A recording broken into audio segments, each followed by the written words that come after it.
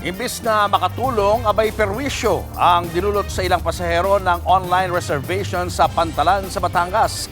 Live mula sa Batangas Port, nasa frontline na balitang yan si Mon Galvez.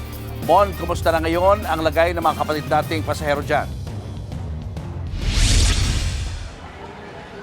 Nako Julius, mga kapatid, huwag magugulat ha, lalo na yung mga pasaherong tatawid o dadaan dito sa Batangas Port dahil nga kailangan mo nang i-access itong bagong online reservation assistance system o yung tinatawag na oras para siguradong may slot sa mga sasakyang biyahe ng barko. Malaking tulong technically, no, pero may ilang kasing pasahero na kahit sumunod naman sa prosesong yan, hindi pa rin maiwasang ma-bad trip matapos hindi pa rin makasakay ng barko dahil sa ilang problema.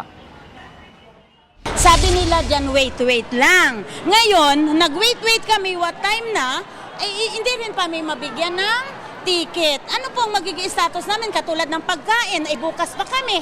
Ito ang reklamo ng senior citizen na si Elna Ray habang nasa Batangas Port kanina. Papunta na sana siyang Sibuyan, Romblon pero hindi naman nabigyan ng ticket dahil puno na raw. Ang ipinagtataka niya, dumaan siya sa tinatawag na Online Reservation Assistance System o ORAS at nakakuha naman ng pang alas 3 na biyahe. Kaya ganoon na lamang ang kanyang pagkadismaya. Sana hindi na lang sila nagbigay ng ganito. Higit sa lahat ay senior citizen na po ako. Dapat sanina, agad kaming pinauwi. Di wala na sana kaming reklamo. Pinaasa kami hanggang alas 12, alauna na. Anong oras po kayo dumating dito? Alas 8. Tinanong namin ang shipping company kung anong nangyari. Paliwanag nila, nagkamali ng na-encode sa system. Ito sa system sa unahan, dalawang barko po na ilagay doon. Kaya po nagdoble po yung capacity ng tao namin, di natubog po kami. Wala na po kami maibigay. Pero hindi umubra ang paliwanag na yan kay Nanay Elna. Pangamba kasi niya, sakto lang ang kanyang budget papunta sa Sibuyan Island. Kung mag-declared kayo today na bukas kami, kumusta naman yung pagkain namin? Yung mahal-mahal na pagkain dito, ngayon lang, naka 300 na ako. Yan, pagkain dyan. Sa kanila okay lang dahil mga employed sila. Parehas namin nga senior na.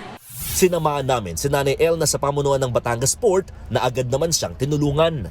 Bukod kay Nanay Elna, marami rin ang nanibago sa bagong sistema. Nahira ako sa online. Kaya kailangan direct talaga dapat. Mahirap pag inabutan pa ako ng Biyernes Santo.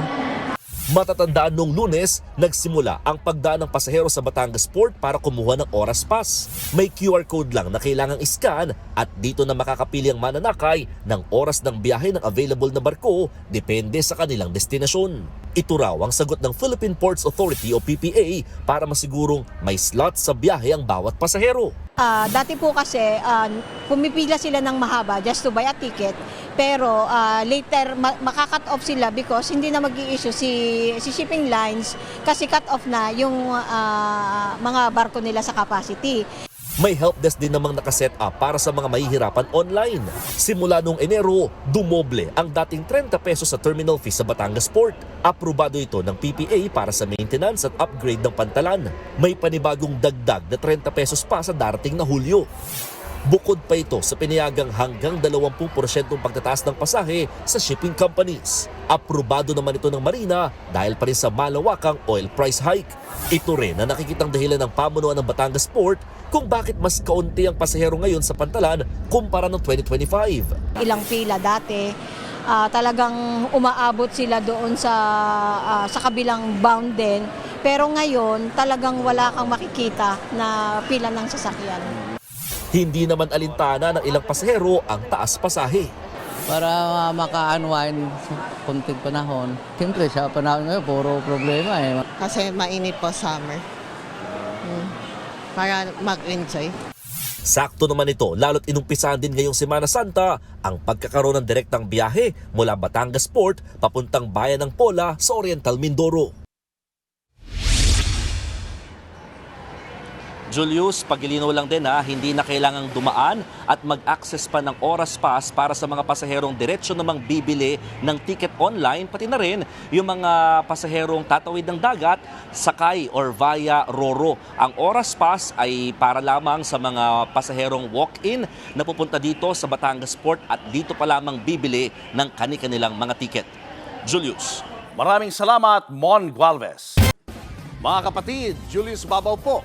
Para sa komprehensibo at makabuluhang balitaan at talakayan, mag-follow at mag-subscribe na sa social media pages ng News 5.